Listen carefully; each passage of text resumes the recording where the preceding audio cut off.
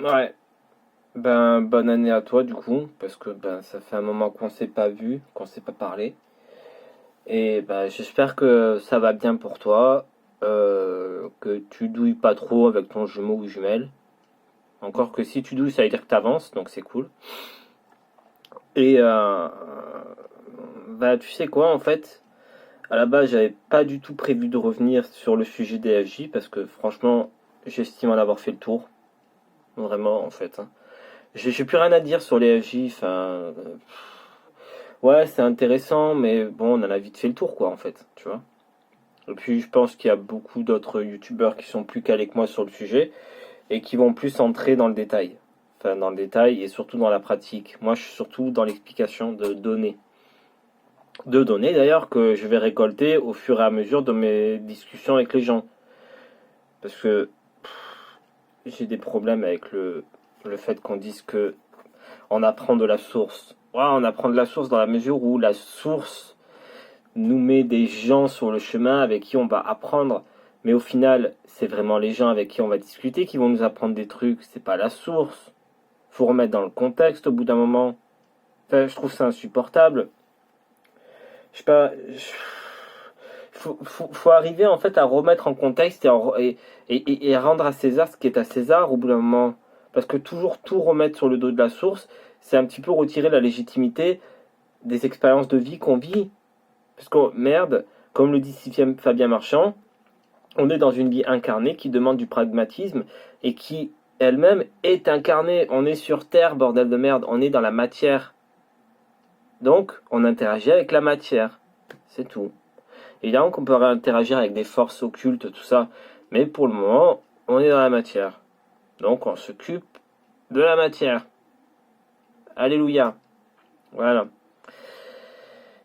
Je voulais également rebondir sur le fait que prochainement, il va y avoir d'autres vidéos qui ne vont pas traiter de flammes jumelles, parce que là, cette vidéo-là, c'est un peu une exception à la règle, parce que c'est un sujet qui m'est tombé dessus de manière complètement hasardeuse. Il fallait que j'en parle.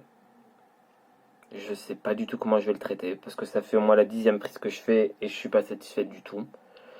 J'ai plein de fiches, je me suis noté plein de trucs pour pas oublier, ça veut pas. Donc, je vais essayer, on verra bien ce que ça donne. Souhaitez-moi bonne chance.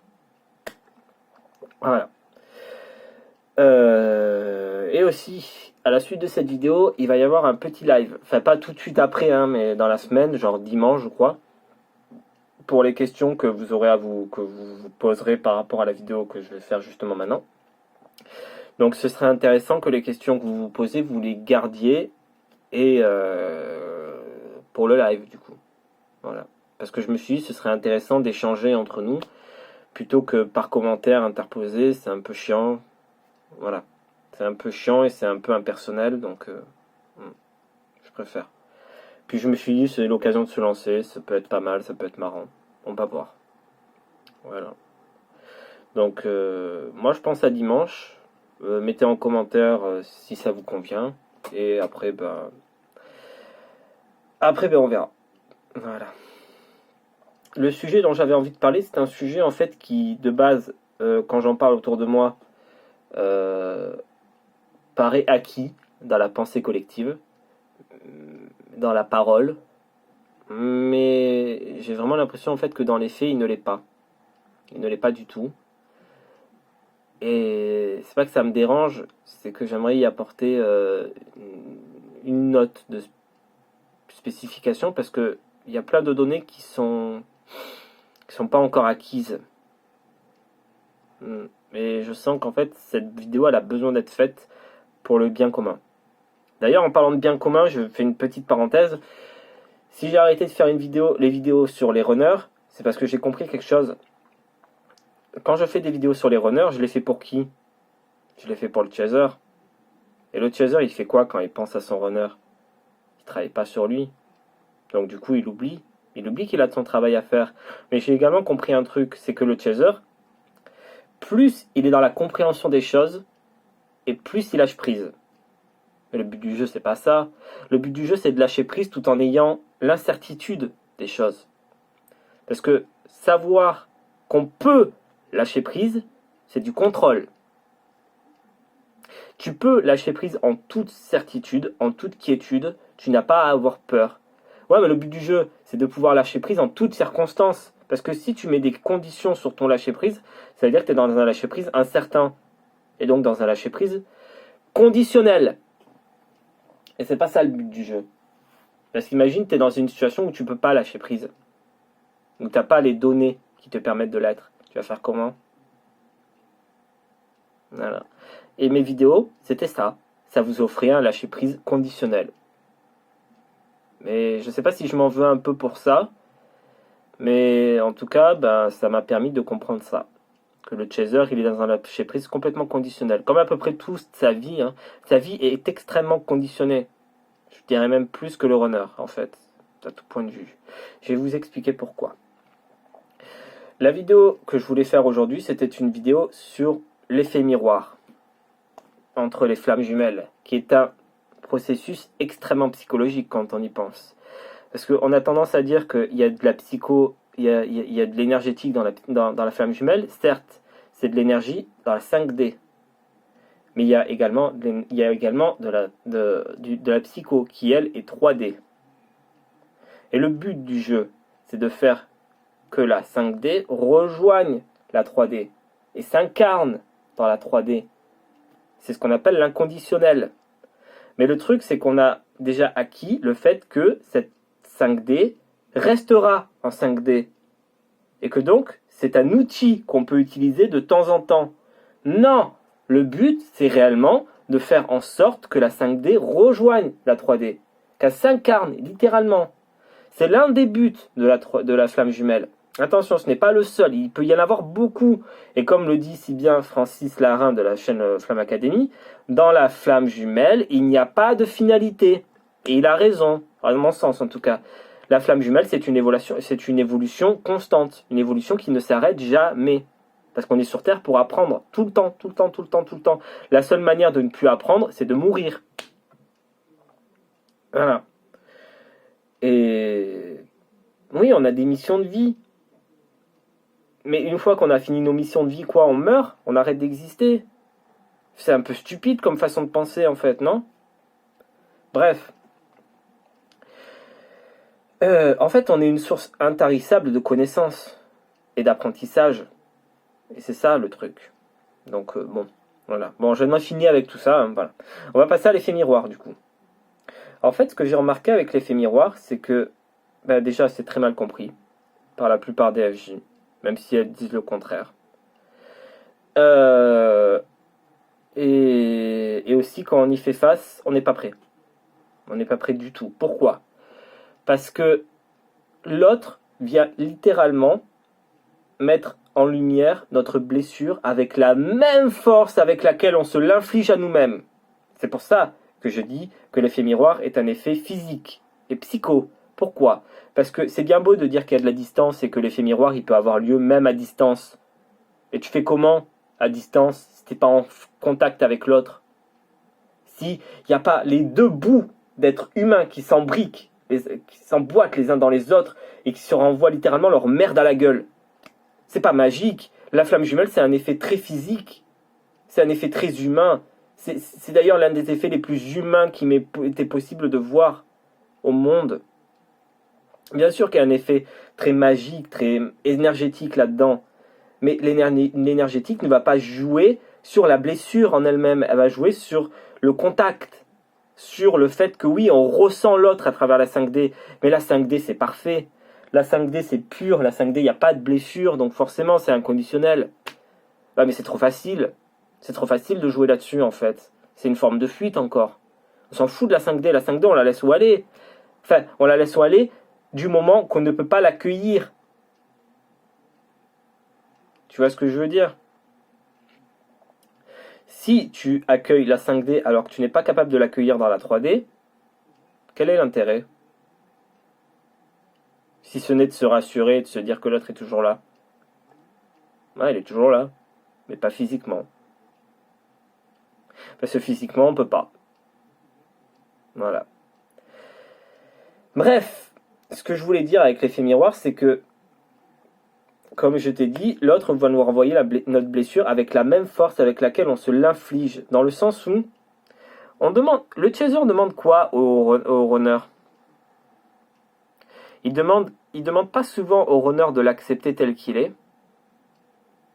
de l'accepter dans sa vie. Il est très fonçant, le chaser. Il est très brut. Il rentre dedans. Mais le truc, c'est que le chaser, il s'en rend pas compte, mais il s'adapte aussi. Et il s'adapte à quoi? Il s'adapte à un faux self. C'est le pire truc à faire. Et donc, du coup, il espère que le runner va l'accepter dans sa vie. Mais ce que le chaser ne comprend pas, c'est que le runner est dans l'amour inconditionnel. Il y est déjà, comme dirait encore Fabien Marchand. Il y est déjà depuis longtemps. Même s'il s'entoure de superficiels, machin, il s'entoure de gens qui dégagent rien, machin, il ne juge pas. Il prend ce qui vient. Mais il ne juge pas. Ça, c'est un truc de chaser de juger. Parce que nous, on ressent. Les chasers ressentent les choses. Ils ressentent surtout ce qui les arrange, oui. Bref. Et du coup, comment tu veux espérer que le runner t'accepte comme ça, alors que tu t'adaptes, alors que tu n'es pas entier, alors que tu n'as pas réglé ta blessure d'abandon, alors que tu n'as pas guéri tes blessures, alors que tu n'as pas acquis le non-jugement, et donc l'amour inconditionnel qui va avec. Parce que, et tu sais comment le runner en est sûr que tu n'es pas dans l'amour inconditionnel? Et ça vous fait mal. Ça vous fait extrêmement mal, ça. Et bien, il vous abandonne. Il vous abandonne et il vous laisse comme un chien dans le caniveau. Et là, il vous dit, ah ouais, là, du coup, là, t'es dans l'amour inconditionnel, là. Là, tu t'acceptes. Là, tu t'aimes. Là, tu t'aimes plus que tu m'aimes à moi. Ok. Donc, du coup, là, si je te mets ma main, si je te mets mon pied sur la gueule et que je te l'enfonce dans la merde, tu vas pas réagir. Tu vas pas essayer de te défendre. Tu vas pas essayer de me dire d'arrêter. Tu vas continuer à laisser faire. C'est vraiment ça l'amour inconditionnel pour toi. Ok. Ben, tu sais quoi, dégage. C'est ça que le runner vient mettre en lumière. Ça et rien d'autre. Et comment on peut l'accepter, ça? C'est impossible. C'est pour ça qu'on se barre. Et le chaser, il fait intrinsèquement la même chose, mais dans l'autre sens. Et c'est toujours dans l'inconscience collective. Hein. Vraiment, il n'y a pas de conscience là-dedans. Donc on va rejeter l'autre avec la même force que lui se rejette. C'est pour ça qu'il y a souffrance. Mais c'est complètement une manière pour nous de montrer, enfin c'est une manière pour nous-mêmes, pour l'un et l'autre, de se montrer à quel point ils ont mal. Et c'est un cadeau, parce que c'est la seule manière qu'on a de se montrer à quel point on a mal, tout simplement. Mais je voulais te dire également, c'est légitime de se sentir en colère contre l'autre. C'est complètement légitime. Mais le but, au final, c'est pas d'accepter le cadeau que l'autre nous fait et de se recentrer sur soi. Parce que si l'autre nous a montré qu'on a mal, ça veut dire qu'on a encore des choses à régler en nous. Ça veut dire que il faut se faire passer avant l'autre. Il faut arrêter d'être dans l'attente de l'autre. D'être dans l'attente que l'autre viendra régler nos peurs et nos blessures. Et que l'autre intégrera notre vie comme on l'a décidé.